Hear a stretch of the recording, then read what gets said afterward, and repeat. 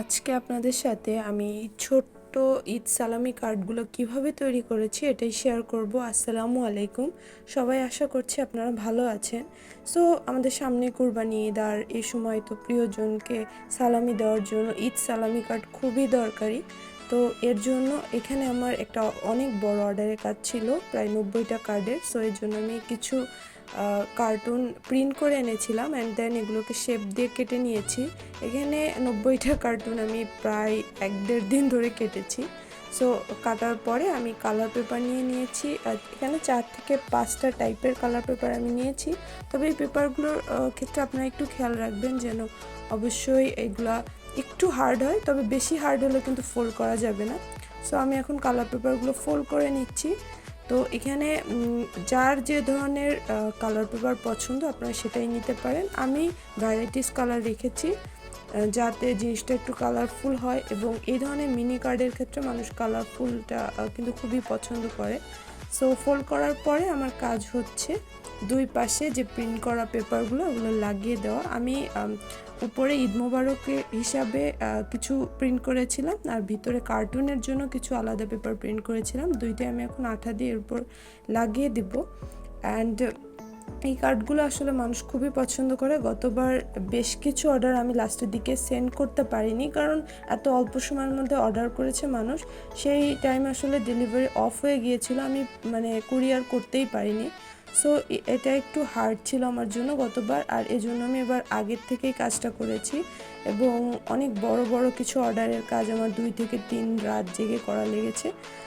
So এখানে আমি প্রায় 90টা কার্ড রেডি করছি। অ্যান্ড নাও আমার দুই পাশেই কার্ড যে প্রিন্ট করা পেপারগুলো লাগানো হয়ে গিয়েছে। এখন আমি সালামি দেওয়ার যে জায়গাটা ওইটা রেডি করছি।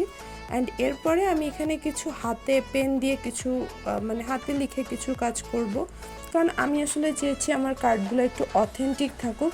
সবাই যেরকম কালারফুল জাস্ট করে প্রিন্ট করে একদম কেটে জাস্ট দিয়ে দেয়, আমি ওটা রাখতে চাইনি। আমি একটু হাতের কাজ করতে চেয়েছি, আর এই কারণেই কিন্তু আসলে আমার যে কাস্টমাররা তারা অনেক পছন্দ করেছে। সো এখানে আমি জাস্ট ছোট ছোট কিছু স্টার বা কিউট কিউট জিনিস আমি এখানে ছোট্টভাবে লিখে দিচ্ছি, যেটা হচ্ছে আরও অথেন্টিক একটা ফিল দেয়।